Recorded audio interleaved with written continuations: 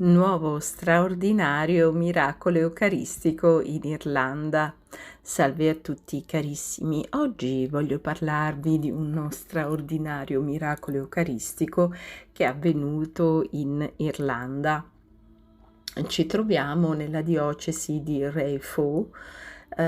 Il parroco è Don Philip Cammy, il quale praticamente ha raccontato un qualcosa di straordinario che è avvenuto da poco tempo, all'incirca verso la fine di giugno e i primi di luglio di quest'anno 2023. Che cosa è accaduto? È accaduto che questo parroco aveva appena finito di distribuire la comunione e mentre c'era un ministro dell'Eucaristia che era ancora intento a distribuirla. Poi è successo qualcosa di strano. È andato al tabernacolo svuotando le ostie che erano rimaste nella pisside in un ciborio più grande, no? Così come si fa normalmente, il ciborio che è custodito chiaramente nel tabernacolo e da cui si prendono, come sappiamo, le ostie, le si mettono nella pisside e poi terminata la distribuzione della comunione tra i fedeli, queste ostie vengono rimesse nel ciborio più grande e poi il tabernacolo viene chiuso, insomma, e questo segna la fine del rito dell'Eucaristia.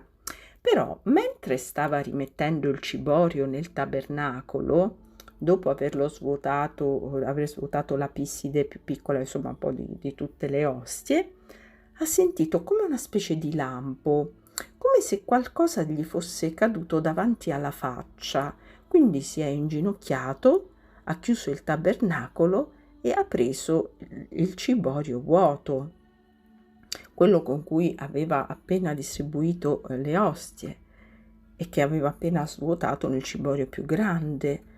Con sua grande sorpresa ha notato che all'interno di questo ciborio c'era ancora un'ostia, nonostante lui fosse convinto di averlo svuotato. Quindi ha rimesso l'ostia nel tabernacolo. Quel giorno, più tardi, una signora che lui conosceva bene gli ha telefonato chiedendogli se avesse notato qualcosa di strano al tabernacolo quel giorno e padre Cammy ha ammesso di aver avuto l'impressione che un'ostia fosse caduta dal cielo nel ciborio, aggiungendo: magari forse sono impazzito. No, non è impazzito, ha insistito la signora, raccontandogli che mentre lui si trovava presso il tabernacolo, un estraneo ha preso la comunione dal ministro dell'Eucaristia che la stava ancora distribuendo e poi è ritornato al suo posto senza consumarla, forse nell'intento di portarla via per compiere qualche atto sacrilego in qualche rito malvagio. La signora l'ha notato e stava per affrontare il giovane quando all'improvviso l'ostia che quello teneva in mano è saltata in aria di un paio di metri, si è girata ed è volata al tabernacolo dove è ricaduta. La signora ha detto che l'evento è stato visto anche da un'altra signora e alcuni hanno girato anche un video del fenomeno e che non possediamo però, almeno per il momento, però possediamo la foto che è stata scattata da alcune persone o forse anche un fotogramma di questo stesso video che spero di cui potremo disporre a breve.